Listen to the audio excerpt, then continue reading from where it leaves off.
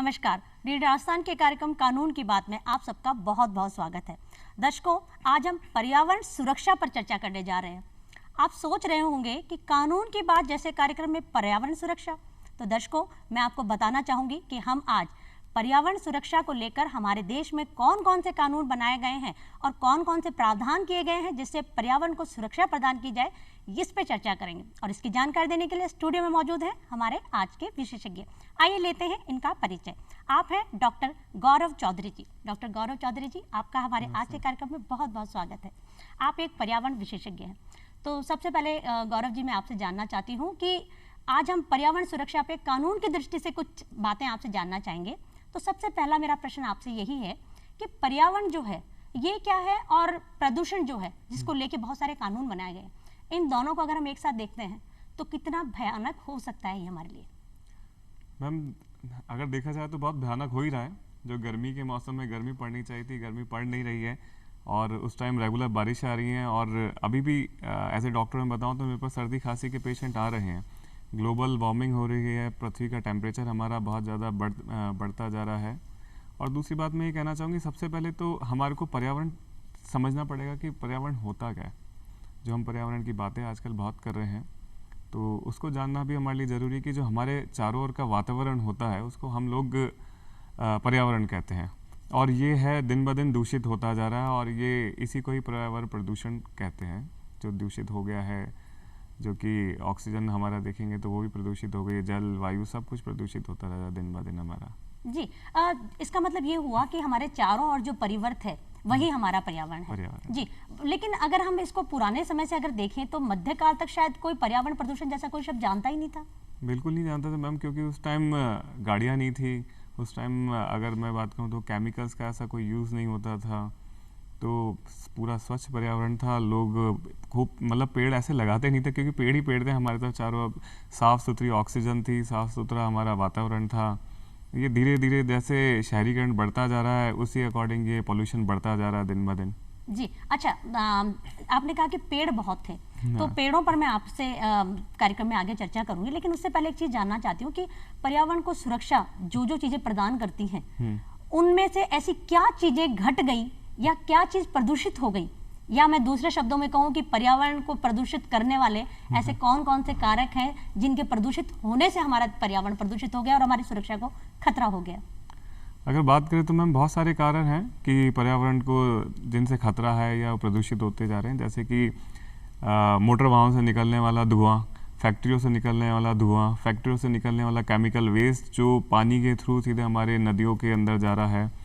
और परमाणु बम जो अगर बात करो तो काफ़ी समय पहले सेकेंड वर्ल्ड वॉर में जापान कंट्री पे गिरे गए थे, जिसमें काफ़ी बड़ा नुकसान हुआ था। और वो अभी तक उसके इफ़ेक्ट्स देखे जा रहे हैं कि जो भी अब जनरेशन आ रही है अभी तक उनमें इफ़ेक्ट्स देखे जा रहे हैं कि उनके जेनेटिक चेंजेस आ गए हैं, उनमें विकलांगता आई थी उस टाइम पे और अभी भी ये प्रॉब्लम्स देखी जा रही है। तो ऐसे काफ़ी सारे प्रॉब्लम्स है जो हमारे पर्यावरण को डिस्टर्ब करती जा रही है day by day. Gaurav ji, आपने बताया कि जल दूषित हो रहा है और रेडिएशंस का भी आपने जिक्र किया, तो क्या इसको हम लोग अलग अलग प्रकार में विभाजित कर सकते हैं पर्यावरण प्रदूषण को?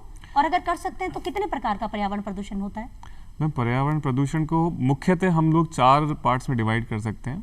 एक तो जल आ जाता है, हमारा ध्वनि है, वायु है और भूमि प्रदूषण में हम लोगों ने डिवाइड किया है, जो मेनली इसमें 4 पार्ट्स में हमारे डिवाइडेड है। अच्छा, तो मतलब जल हो गया, ध्वनि हो गया, वायु हो गया और भूमि हो गया। अच्छा, तो ठीक है, अभी आपने मुझे 4 बताया तो मैं चारों के विषय में आपसे थोड़ा थोड़ा जानना चाहूंगी। सबसे पहले जल, क्योंकि जल ही जीवन है, जल है तो कल है, ऐसे बहुत से स्लोगन जो है हम बचपन से सुनते आ रहे हैं। तो जल के प्रदूषित होने का मुख्य कारण क्या है और इससे कौन कौन सी मुख्य हानियां हो सकती हैं हमारे पर्यावरण को और मनुष्य जीवन को?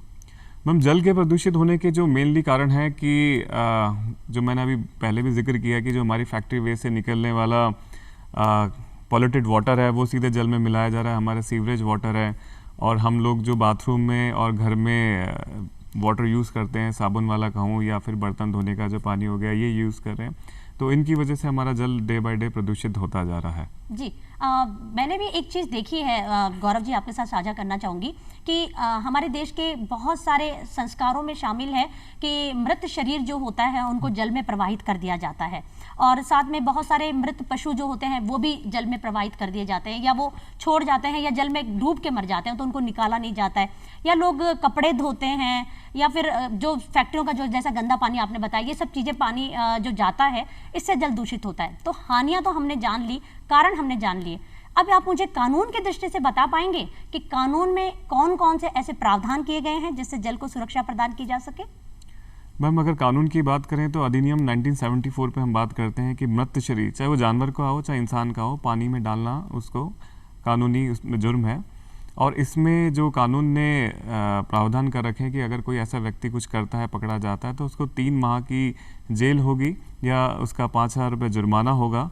और अगर वो नहीं मानता है तो उसको रेगुलर बेसिस पे 5,000 रुपीज़ का डेली बेसिस पे दंडित कर सकते हैं, या फिर 2 से 7 साल की जेल होगी, या फिर जुर्माना होगा, या फिर उसकी फ़ोटो अखबार में दे सकते हैं कि ये व्यक्ति पर्यावरण का दुश्मन है और ये पर्यावरण को खराब करने में इसकी भागीदारी है। मतलब जल को दूषित करना इतना बड़ा अपराध है कि जल्दी से जल्दी, मतलब कोई जो डकैत होते हैं या बहुत बड़े अपराधी होते हैं उनकी भी फोटो इतनी जल्दी अखबार में नहीं छपती। मतलब अगर आपने जल को प्रदूषित किया, पर्यावरण की सुरक्षा में सेंध लगाई आपने, तो आपकी फोटो अखबार में आ जाएगी, और ये शायद परिवार के लिए और उस व्यक्ति के लिए भी बहुत बड़ी शर्मनाक स्थिति उत्पन्न हो सकती है। और बिल्कुल होना भी चाहिए, क्योंकि मैम आप देख रहे हैं कि जो भी कहा जा रहा है कि अगली जो लड़ाई होगी जल के लिए होनी है, और वाटर लेवल जो हमारा डे बाय डे इतना डाउन होता जा रहा है, और डाउन होने की वजह से वो जहरीला होता जा रहा है, विषाक्त होता जा रहा है।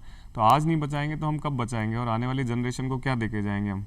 जी, बहुत सही बात कही आपने गौरव चौधरी जी। अच्छा डॉक्टर साहब, एक चीज बताइए मुझे, उसके बाद आपने एक शब्द बोला था वायु। हाँ। तो वायु प्रदूषण क्या चीज है? मैम, वायु प्रदूषण हमारे मोटर वाहनों से निकलने वाला धुआं, और मतलब अगर मैं बात करूं तो ऐसे चीज़ें जो वायु में मिल जाएं जो वायु को हमारी जहरीली कर देते हैं, उसको हम वायु प्रदूषण करते हैं।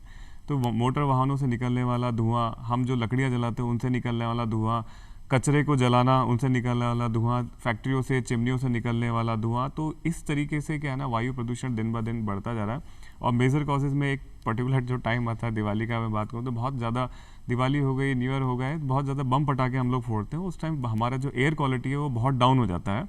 और शायद इसीलिए पटाखों के अंदर कुछ अलग तरह के पटाखों का इजाद किया गया है कि इनसे पॉल्यूशन कम होता है। आजकल ग्रीन पटाखे मार्केट में आ गए हैं, बट उसके लिए अभी पता नहीं कि क्या है उनका, कितना वो सक्सेसफुल है। बट पटाखे काफ़ी ज़्यादा पोल्यूशन करते हैं, और पोल्यूशन आप उस टाइम देखेंगे तो न्यूज़पेपर्स में भी और मीडिया में भी काफ़ी आता है कि हमारा पर्टिकुलर एरिया की बात करूँ, सिटी की बात करूँ, तो उस एरिया का जो AQI लेवल है वो कितना ज़्यादा बढ़ चुका है, कितनी उस दर की हवा जो है जहरीली हो चुकी है। अगर 0 to 50 तक रहता है तो वो गुड है, 50 to 100 तक जाता है तो मॉडरेट होता है, और 100 से 200 तक जाता है तो वो बहुत ज़्यादा जहरीली हवा हो जाती है हमारी। अच्छा, मतलब ये इतने स्तर हैं इसके। हाँ जी। अच्छा, आपने एक अभी बीच में कहा कि मीडिया के माध्यम से हमको पता चलता है, तो मीडिया के माध्यम से हम एक चीज और भी सुनते हैं कि लोग जो फसल कटने के बाद जो कचरा बच जाता है उसको जलाते हैं, हाँ। जिसको पराली बोलते हैं, उससे भी बहुत पॉल्यूशन होता है।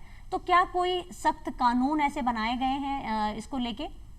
मैम, पराली को लेके वैसे तो हम काफ़ी लोग जानते हैं, बहुत समस्या रहती है कि दिवाली के आसपास पराली जलाई जाती है, और उसका NCR की बात करें तो वो तो बहुत ज़्यादा डिस्टर्ब होता है। इवन अगर हवा हमारे राजस्थान की तरफ होती तो यहाँ पे भी बहुत ज़्यादा धुआं और फॉगी सा वेदर होता है। तो इसके लिए NCR की तरफ से नियम बनाए गए थे सन 2020 के अंदर कि अगर कोई पराली जलाता हुआ अगर मिलता है तो उस पर 5 साल की उसको सज़ा मिलेगी और 1 करोड़ का उसको फाइन किया जाएगा पराली जलाने पे। आपने कहा 5 साल की सजा और 1 करोड़ रुपए, हाँ। ये बहुत ज्यादा है। तो ऐसा क्या होता है वायु प्रदूषण से हमारे शरीर को या पर्यावरण को नुकसान कि उसके लिए इतना बड़ा फाइन और इतनी बड़ी सजा रखी गई है हमारे कानून में? मैम, वायु प्रदूषण से जो होता है, एक तो हमारी जो अस्थमा के पेशेंट्स बहुत बढ़ जाते हैं उस टाइम, दिवाली के टाइम पे जो देखा जाता है कि अस्थमेटिक प्रॉब्लम्स बहुत बढ़ जाती हैं, सांस लेने की समस्या हो जाती है। जो वृद्ध लोग होते हैं उनको बहुत ज़्यादा समस्या होने लग जाती है। वायु प्रदूषण की वजह से मैम स्किन डिजीज़ बहुत ज़्यादा होने लग जाती हैं, आँखों में जलन होने लग जाती है। वायु प्रदूषण दिन ब दिन बढ़ता रहेगा तो हमारी जो देखने की क्षमता है, सुनने की क्षमता है, ये भी कम होती जाएगी वायु प्रदूषण की वजह से। अच्छा, आपके पास जो पेशेंट्स आते हैं वो अमूमन किस तरह के पेशेंट्स आते हैं? वायु प्रदूषण से परेशान आते हैं या जल से परेशान लोग ज़्यादा आते हैं? किस तरह के लोग आपके पास ज़्यादा आते हैं?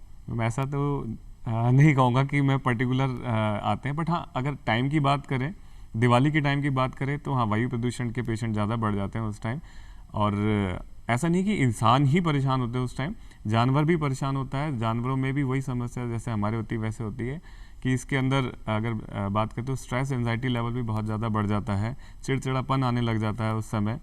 जानवरों में, पशु पक्षियों में कैसे पर्यावरण से क्या? उनको तो पेड़ चाहिए, पेड़ हम लगा रहे हैं, उनके लिए घोंसले हैं, उनको क्या दिक्कत होती है इससे? नहीं मैम, उनमें भी सेंसिटिव लेवल है, उनमें भी उनको ही प्रॉब्लम होती है, जैसे हमें होती है वैसे उन्हें होता है। उन्हें भी दर्द होता है, उन्हें भी खुशी होती है, तो उन्हें भी बम पटाखों से प्रॉब्लम होती है। मैं अभी 2 दिन पहले की बात करूँ तो मैं सुबह मॉर्निंग वॉक के लिए जा रहा था, तो 6:15 बजे की बात थी, एकदम किसी ने बम फोड़े और वो बम था या 8 या 10-15 साउंड्स वाला बम था। तो जैसे ही फटे तो एकदम मैंने देखा कि आसमान में पक्षी इधर उधर भागने लग गए और उनको पता ही नहीं था वो कहाँ भाग रहे, कहाँ उड़ रहे हैं एकदम, क्योंकि इतना ज़्यादा डर गए थे, स्ट्रेस में आ जाते हैं। तो जैसा मैं बता रहा हूँ कि इंसान ही नहीं, जानवर भी बहुत परेशान होते हैं इन बम पटाखों की वजह से। इवन कई बार तेज़ साउंड होती है तो वो मर भी जाते हैं इसकी वजह से। अच्छा, तो मतलब आप ये बताना चाह रहे हैं कि पर्यावरण सुरक्षा जो है वो केवल मनुष्य जाति तक सीमित नहीं है, पर्यावरण में रहने वाले प्रत्येक जीव जंतु को इस सुरक्षा की आवश्यकता है। वो जल से संबंधित जितने भी प्रदूषण किए जा रहे हैं उनसे प्रभावित होते हैं, और जितने भी वायु से प्रदूषण किए जाते हैं उनसे भी वो प्रभावित होते हैं। तो गौरव जी, मैं अब आपसे आगे जानना चाहती हूँ कि आपने एक चीज़ और कही उसके बाद में, ध्वनि प्रदूषण। तो ध्वनि प्रदूषण आखिर क्या है, इसकी विस्तृत जानकारी हमारे दर्शकों को आप प्रदान करें। मैम, ध्वनि प्रदूषण की बात करें तो अगर 65 डेसिबल से ऊपर की जो ध्वनि होती है वो ध्वनि प्रदूषण कहलाती है। 65 डेसिबल क्या समझे हम, मतलब डेसिबल क्या है? मैम, डेसिबल से एक बनाई हुई रेंज है कि इस रेंज से ऊपर अच्छा, ये मापक का हाँ, एक वो है, हाँ, ठीक है। इसकी कई रेंज है कि 65 डेसिबल की अगर बात करें तो ये आपके लिए नॉर्मल है। इससे ऊपर जाते हैं जैसे 120 डेसिबल्स पे अगर आपकी ध्वनि है तो इसमें हमारे को बहरे होने के भी चांसेस हो जाते हैं ध्वनि प्रदूषण के अंदर। और ये जो होता है जैसे कि हम बहुत तेज म्यूज़िक सिस्टम चलाते हैं उसकी वजह से ध्वनि प्रदूषण होता है। फैक्ट्रीज़ में जो मशीन्स चलती हैं उनकी वजह से हो सकता है। और प्लेन्स आपने देखे हैं तो प्लेन्स इतना तेज़ चलते हैं कि इनकी वजह से भी ध्वनि प्रदूषण होता है। इवन ये हमारे जो एरोप्लेन्स है ये आसमान में उड़ते हैं, वहाँ पे भी काफ़ी इनकी वजह से पॉल्यूशन होता है और पक्षियों के लिए बहुत हार्मफुल होता है ध्वनि प्रदूषण। अच्छा, और जो ये जो डीजे वगैरह बजते हैं इनका तो संगीत बहुत तेज होता है, तो क्या ये डेसिबल की जो मापक जो बताया आपने 65 से ज़्यादा जो होता है तो हम को सुनने में दिक्कत हो सकती है, हम सुनते हैं हाँ, तो क्या उससे ज़्यादा होता है? क्योंकि कभी कभी हमको ये चुभता है, कभी कभी हमें अच्छा लगता है, तो क्या माने हम इसको, जो संगीत है जिसको हम संगीत की संज्ञा देते हैं? जब ये हमारे घर पे होता है तो अच्छा लगता है, दूसरे घर पे होता है तो बुरा लगता है। नहीं, लेकिन हम लोग अगर इसको पर्यावरण की दृष्टि से समझें तो कितना ज्यादा है ये हमारे कानों के लिए, कितना ज्यादा है? मैम, एक्चुअल में ये कि इसको कंट्रोल पे हम बजा सकते हैं, बट देखा गया है कि अमूमन बहुत तेज़ बजाए जाते हैं ये, और इनकी जो डेसिबल होता है ये मेरे अकॉर्डिंग 65 से ऊपर ही जाता है, जो अनबियरेबल कंडीशन पे होता है। इसीलिए किसी किसी को इससे प्रॉब्लम होती है। हाँ, इसलिए गवर्नमेंट ने कुछ रूल्स भी बनाए हैं इनके लिए कि रात को 10 बजे से सुबह 6 बजे तक आप इस टाइप का कोई भी शोर नहीं करेंगे, और अगर आप बजाते भी हैं तो आपका डेसिबल इतना होना चाहिए कि आवासीय जगहों के लिए 45 to 55 इन्होंने रखा है कि इससे ऊपर नहीं होना चाहिए। ये रात और दिन का अलग अलग होता हाँ, है जी। रात का अलग है 45 है और दिन का 55 होता है आवासीय क्षेत्र के लिए। आवासीय क्षेत्र के। औद्योगिक क्षेत्र की बात करें तो उनका रात का 70 है और मॉर्निंग का दिन की बात करें तो 75 होता है। कमर्शियल एरिया का नाइट का 55 है और डे का जो होता है 65 होता है। तो इस तरीके से किया गया, डिवाइड किया गया, बट इसको इतना फॉलो नहीं किया जाता है। अच्छा, एक चीज आपने अभी कही कि कानून बना गया है कि रात को 10 से लेकर सुबह 6 बजे तक आप जोर से कोई तरह का शोर नहीं कर सकते हैं। इस शोर में पटाखे भी आते होंगे और संगीत भी हो गया, पर फिर भी अमूमन एक मान लीजिए कहीं पर अचानक से कोई चीज शुरू हो जाती है, तो क्या किसी के पास ऐसी पावर है कि वो उसको जाके बंद करवा सके? मैम, ये मजिस्ट्रेट के पास पावर होती है। धारा 133 के अकॉर्डिंग, 133 के अकॉर्डिंग वो चाहे तो वो संगीत को बंद करवा सकता है, शोर को बंद करवा सकता है, और इसमें जो जुर्माना है वो 200 रुपये जुर्माना भी है और 1 माह का जेल भी है। अच्छा, मतलब इसमें भी सजा का प्रावधान रखा गया है कि ध्वनि प्रदूषण अगर आप कर रहे हैं तो मजिस्ट्रेट धारा 133 लगाकर इसको रोक सकते हैं। आपको जुर्माना और जेल दोनों हो सकती है। तो मुख्य कारण हमने जाने कि भूमि हो गया, जल हो गया, वायु हो गया, और भूमि नहीं, आपने जल हो गया, जल हो गया, वायु हो गया, ध्वनि हो गया। भूमि के बारे में मैं आपसे जानना चाहूंगी कि भूमि प्रदूषण आखिर क्या है और इसके मुख्य कारण क्या है भूमि प्रदूषण होने के। भूमि प्रदूषण भी वही है कि जो हमारी भूमि पे रेगुलर हम लोग जो केमिकल्स डालते जा रहे हैं, जिसकी वजह से हमारी भूमि प्रदूषित होती जा रही है।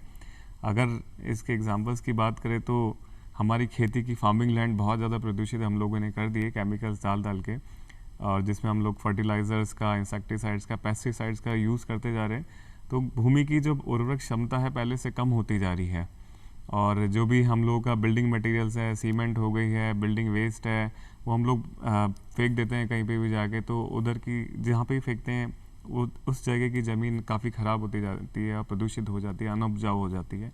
तो ये भूमि प्रदूषण है मैम सारा का सारा। ये जो भूमि प्रदूषण जो आपने कारण गिनाए, इससे भूमि प्रदूषित होने से हमें क्या नुकसान हुआ? मैम इसमें एक चीज़ मैं और ऐड करना चाहूँगा कि भूमि प्रदूषण में एक तो साथ साथ सबसे बड़ा रीज़न है प्लास्टिक। हम लोग प्लास्टिक बहुत यूज़ कर रहे हैं, प्लास्टिक को बहुत ज़्यादा हम लोग डिस्पोज करते हैं। और प्लास्टिक का सबसे मेजर रोल जो आता है कि प्लास्टिक को डिस्पोज होने में, गलने में, सड़ने में बहुत समय लग जाते हैं। और जहाँ पे भी प्लास्टिक होता है, मैं अगर एक एग्जांपल के तौर पे समझाऊं कि अगर हमने किसी जगह पे पानी को इकट्ठा करना है तो एक प्लास्टिक की चादर बिछा दीजिए और पानी उस पर डाल दीजिए, पानी जल्दी से ज़मीन में नहीं जाएगा, सोखेगा नहीं, सोखेगा नहीं उसको। तो वैसे ही है कि हम प्लास्टिक अगर फैलाते जाएंगे वो हमारी ज़मीन में जाता जाएगा तो ज़मीन का वाटर लेवल है वो डाउन होता जाएगा, क्योंकि ज़मीन के नीचे पानी जाएगा नहीं, वो ऊपर ही रह जाएगा और वो वाष्प बन के वापस आसमान में चला जाएगा। मतलब इससे भूमि को जल नहीं मिलेगा, पर भूमि को तो कोई नुकसान नहीं हुआ। मैम भूमि को नुकसान होगा ना, प्लास्टिक एक केमिकल है खुद ही। अच्छा, प्लास्टिक एक केमिकल है, उर्वरक क्षमता वो भी खत्म करता है जी, तो वो गलता नहीं है, गलता नहीं है। हाँ। तो इसको रोकने के लिए क्या प्रावधान किए गए हैं? मैम इसको रोकने के लिए सन 2022 1 जुलाई से गवर्नमेंट ने है ना सिंगल यूज़ प्लास्टिक पे पूरी तरीके से बैन लगा दिया गया है कि सिंगल यूज़ प्लास्टिक को यूज़ नहीं करना है। ये गवर्नमेंट की तरफ से प्रावधान किया गया है। सिंगल यूज़ प्लास्टिक बहुत सुनते हैं हम लोग, लेकिन ये होता क्या है, मतलब इसके बारे में हमारे दर्शकों को आप बताएं।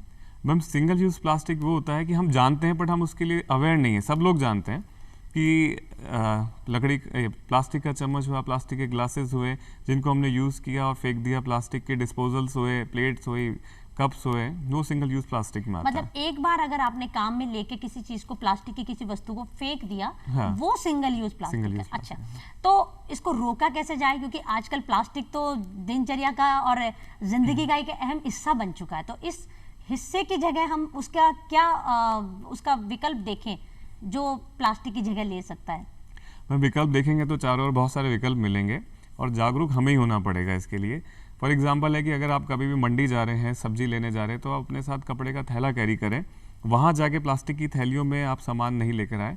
आप लेकर जाएंगे तो आपको देख के 4 लोग और जागरूक होंगे, वो भी लेकर जाएंगे। कोशिश करें, जैसे कि मैं बताऊं कि आजकल हमारे समाज में एक दिखावा सा भी आ गया है कि हमारी शादी या फंक्शन होते हैं तो हम पानी के बॉटल्स बहुत रखने लग गए हैं, जो पिया और फेंक दिया। पहले हम लोग जो पानी पीते थे वो कागज़ के गिलास या फिर प्लास्टिक गिलास हालांकि थे, वो भी गलत थे, बट हम चाहें तो उसकी जगह कर सकते हैं कि हम कागज़ के गिलास रखें और पानी का तब यूज़ करें। तो ये प्लास्टिक भी हम इसको कम कर सकते हैं और बहुत सारी चीज़ें हैं जिसको हम कर सकते हैं जीवन में चाहें तो प्लास्टिक को कम करने के लिए। जी, मुझे अपने बचपन की कुछ शादियां आपने अभी जिक्र किया तो याद आई है। उसके अंदर पानी के मटके रखे जाते थे, हाँ, या टंकियां रखी जाती थी और उस पर डंडी वाले लोटे होते थे और उसके साथ में गिलास होते थे स्टील के, हाँ, जिनको बाद में मांजने का एक काम बढ़ता था। हाँ, तो शायद उस मांजने की प्रोसेस से बचने के लिए लोगों ने शायद ये विकल्प ढूंढ लिया। थैला एक बहुत अच्छा विकल्प जो आपने बताया कि हमको प्लास्टिक का थैला रखना चाहिए, तो वो चीजें रख लीजिए। कपड़े का थैला, हमको प्लास्टिक का थैला हटा के कपड़े का थैला रखना चाहिए। मैं खुद भी मैम जब भी मार्केट जाता हूँ मेरे पास परमानेंट एक कहना कपड़े का थैला रहता है। और अब तो सब्जी वाले मंडी के जानते भी कि भाई साहब आएंगे, इनको थैली में नहीं देना है, थैला साथ में लेकर आते हैं अपना। जी, अच्छा, एक शब्द हम सुनते हैं ग्रीन बॉन्ड, ये क्या चीज होता है? मैम ये एक तरीका का इंस्ट्रूमेंट है ग्रीन बॉन्ड। इससे जो भी ग्रीन बॉन्ड से जो भी राशि एकत्रित होती है, ये जो अपने सार्वजनिक क्षेत्र में जितने भी प्रोजेक्ट्स आने वाले हैं उनके लिए ये राशि यूज़ की जाएगी। जो भी उसमें कार्बन उत्सर्जन होगा उसकी तीव्रता को कम करने के लिए ग्रीन बॉन्ड्स आए हैं। अच्छा, एक आपने शुरू में एक चीज़ कही थी कि हिरोशिमा और नागासाकी का जिक्र आपने किया था कि बम डाले गए थे 1945 में 6 से 9 अगस्त के बीच में, तो मैं उसी के बारे में आपसे जानना चाहती हूँ। आपने रेडिएशंस का जिक्र किया था, तो रेडिएशंस कैसे हमारे पर्यावरण को दूषित करते हैं? मैम रेडिएशंस हमारे पर्यावरण को, एक्चुअली रेडिएशंस जो एक ऐसा पोल्यूशन है जो बहुत लंबे टाइम तक हमारे पर्यावरण के अंदर रहता है, और ये जो रेडिएशंस निकलती हैं हमारे पर्यावरण के साथ साथ मनुष्य हो गया, पेड़ पौधे हो गए, जीव जंतु हो गए, सबको नुकसान पहुंचाती है रेडिएशंस। और जैसा कि मैं बता रहा था कि जब ये बम इसलिए गिरे गए थे, परमाणु बम, क्योंकि रेडिएशंस बहुत खतरनाक होते हैं। इससे काफ़ी बड़ी लेवल पे काफ़ी लोगों की मृत्यु हुई थी इससे रेडिएशंस के थ्रू, और वो अभी भी देखा जा रहा है उनके साइड इफ़ेक्ट्स। और रेडिएशंस को देख के अगर मैं बात करूँ तो हम लोग कितना आजकल अवेयरनेस फैला रहे हैं कि मोबाइल का यूज़ आप कम करें, और जो भी मोबाइल टावर्स होते हैं वो घर के आसपास नहीं लगाने चाहिए, क्योंकि उनमें जो रेडिएशंस निकलता है वो हमारे को बहुत सारी बीमारियां देता है। इवन बर्ड्स के लिए भी कहीं रिसर्च आई है कि बर्ड्स जब भी उड़ती हैं एक देश से दूसरे देश में या एक स्टेट से दूसरे स्टेट में माइग्रेट करती हैं, तो वो अपने रेडिएशंस के थ्रू करती हैं। वो एक तरंगे एक बर्ड दूसरी बर्ड को देती है। तो ये मोबाइल टावर्स आने की वजह से क्या हो रहा है कि उनकी खुद की इनकी रेडिएशंस की वजह से डिस्टर्ब हो गए, तो वो अपने टारगेट को नहीं चेस कर पा रही कि उनको जाना कहाँ पे है। और फिर बीमारियां तो हैं ही कि जैसे मैंने बताया कि मेंटल डिजीज इनसे आ रही है, फिजिकल डिजीज इनसे आ रही है, और रेडिएशंस की वजह से जो पत्ते हैं वो सूख जाते हैं रेडिएशंस की वजह से। एनिमल्स को भी काफ़ी प्रॉब्लम्स होती हैं रेडिएशन से। तो जितना हो सके, अगर इनका सॉल्यूशन की बात करें तो जितना हो सके इनका कम से कम यूज़ करें। अगर हो सके तो परमाणु बम जो बनते हैं इन पे पूरी तरह सारी कंट्रीज मिलकर रोक लगाएं परमाणु बमों पे, इनके टेस्टिंग पे और इनको बनाने को लेके। जी, आपने जो कहा कि पक्षियों की एक रेंज होती है जिस तरंगों को वो फॉलो करते हुए माइग्रेट करते हैं या प्रवास करते हैं। अभी हाल ही में मैंने एक समाचार में पत्र में ये पढ़ा कि अजमेर जो हमारे पास में, यहीं पर जयपुर के पास में एक बहुत ही प्रसिद्ध जगह है, वहाँ पर पक्षी जो प्रवास करके आते हैं वो जो 32 डिग्री टेम्परेचर से ज़्यादा सहन नहीं कर सकते, वो 42 और 45 डिग्री टेम्परेचर में यहाँ रुके हुए हैं। हाँ, तो ये शायद वो रेडिएशंस का ही इफेक्ट है, उसी का दुष्प्रभाव है कि वो लोग वापस नहीं जा पा रहे हैं और वो यहाँ रुके हुए हैं, और हो सकता है शायद उनकी इस अधिक टेम्परेचर के कारण यहाँ मृत्यु भी हो सकती है, और ये पर्यावरण को बहुत बड़ा नुकसान है। मैम अभी पूरी तरह कहना मुश्किल है कि रेडिएशंस की वजह से नहीं जा रहे हैं, क्योंकि नेचर में कहूँ तो काफ़ी चेंजेस आते रहते हैं। कभी क्या होता है और कभी क्या होता है। हालांकि पढ़ा था मैंने भी उस न्यूज़ को कि इतना टेम्परेचर होने की वजह से भी आई थिंक पेलिकन्स और फ्लैमिंगोस टाइप के कुछ बर्ड्स हैं वो अभी भी यहाँ रुके हुए हैं। अदरवाइज़ ये लोग विंटर्स के टाइम पर आते हैं। तो ये तो पूरी स्टडी देखनी पड़ेगी क्या रीज़न है कि अभी तक यहाँ रुके हैं, कि फूड अवेलेबिलिटी इनको अच्छी मिल रही है, इनका हैबिटेट इनको सूट कर गया है कि जिसकी वजह से जा नहीं रहे। कभी कभी क्या होता है कि अपने जहाँ पे आते हैं उसी एरिया में रह भी जाते हैं कुछ टाइम तक, लंबे टाइम तक नहीं जाते हैं। ये भी रीजंस होते हैं। जी, प्लास्टिक को लेके आपने एक चीज़ अभी बताई थी, तो मुझे एक चीज़ ध्यान आ रहा है, क्योंकि पढ़ाई अभी समाचार पत्रों का जिक्र चला, मैंने एक चीज़ और पढ़ी थी, शायद आपने भी देखा होगा कि एक अभ्यारण्य है, किस राज्य में है मुझे उसका नाम याद नहीं है, लेकिन वहाँ पर प्लास्टिक की बोतल जो है, जब लोग पार्क में घूमने जाते हैं, अभ्यारण्य में घूमने जाते हैं, तो 20 रुपए की बोतल जो है वो 50 रुपए में दी जाती है, और उनसे कहा जाता है एक टोकन के साथ में कि आप जब वापस घूम कर आएंगे इस खाली बोतल को जमा कराएंगे तो 30 रुपए आपको वापस मिलेंगे। ऐसी मुहिम, इस तरह के जो नए जो नवाचार किए जाते हैं वो पर्यावरण को बचाने में कितना सहायक है?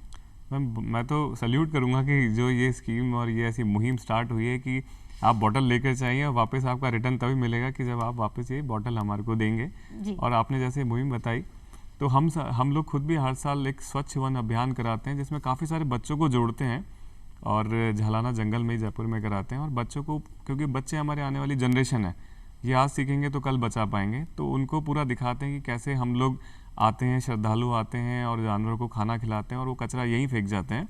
जो श्रद्धालु आते हैं उनको भी अवेयर करते हैं, बच्चों को भी अवेयर करते हैं। क्या होता है कि मैम हम लोग ने चिप्स, फॉर एग्जांपल चिप्स खाया, उसको फाड़ा, हमने चिप्स का पैकेट तो रख लिया, चलो हम बाहर डिस्पोज कर देंगे, बट जो फाड़ के हम फेंक देते हैं ना, वो वहीं रह जाता है, प्लास्टिक, एक छोटा सा टुकड़ा वहीं रह जाता है। जी, तो उनको छोटी छोटी चीज़ों को लेके हम लोग अवेयर करते हैं, जागरूक करते हैं, और बहुत अच्छा लगता है, बच्चे जागरूक होते हैं कि हम लोगों को अपना आसपास का जो वातावरण है अब उसको क्लीन रखना है और गंदगी नहीं फैलानी है, कचरा नहीं फैलाना है इसको लेके। मतलब हमें कचरा नहीं फैलाना है, और छोटी छोटी चीज़ों को अगर हम लोग सुधारना शुरू कर दें, अपनी ज़िंदगी में बदलना शुरू कर दें, तो शायद हो सकता है कि पर्यावरण की सुरक्षा के कार्य में हम अपनी एक छोटी सी भागीदारी दे सकें। जी, बहुत संक्षिप्त में आपसे एक लाइन का मैं आपसे आपका जानना चाहूँगी कि दर्शकों के लिए कि किस तरह से हम अपनी ज़िंदगी को सुधार सकते हैं पर्यावरण को बचाते हुए? पर्यावरण को बचाते हुए बस मैं यही कहूँगा कि हमें जागरूक होने की ज़रूरत है। हम सारी चीज़ें सरकार पे डिपेंडेंट नहीं रहें, और सरकार भी हम ही है, तो हमें खुद को भी जागरूक होना अगर हमें अपने पर्यावरण को बचाना है, क्योंकि हमारा पर्यावरण बचेगा तो ही हमारा कल बचेगा। हमारा पर्यावरण बचेगा तो ही हम बचेंगे, हाँ। और तभी हमारा कल बचेगा, क्योंकि जल है तो कल है, वायु है तो हम हैं। हाँ। और अगर ध्वनि प्रदूषण से हमारे कान चले गए तो हम कुछ सुन नहीं सकते हैं, रेडिएशन से अगर हम लोग प्रभावित होते हैं तो भी हमारे शरीर में विकलांगता आ सकती है। तो दर्शकों, ऐसी बहुत सारी तमाम जानकारियों के साथ हम हमारे कार्यक्रम को आज यहीं विराम देंगे। और डॉक्टर गौरव चौधरी जी, आपको बहुत बहुत धन्यवाद देना चाहूंगी कि आपने पर्यावरण सुरक्षा जैसे एक बहुत ही महत्वपूर्ण विषय पर महत्वपूर्ण जानकारी हमारे दर्शकों के साथ कानून की बात जैसे विषय के साथ साझा करी। तो दर्शकों, उम्मीद करती हूँ हमारे आज के कार्यक्रम में दी गई तमाम जानकारी आपके लिए लाभकारी सिद्ध हो। अगले हफ्ते फिर होगी मुलाकात, कार्यक्रम रहेगा यही कानून की बात। तब तक के लिए नमस्कार।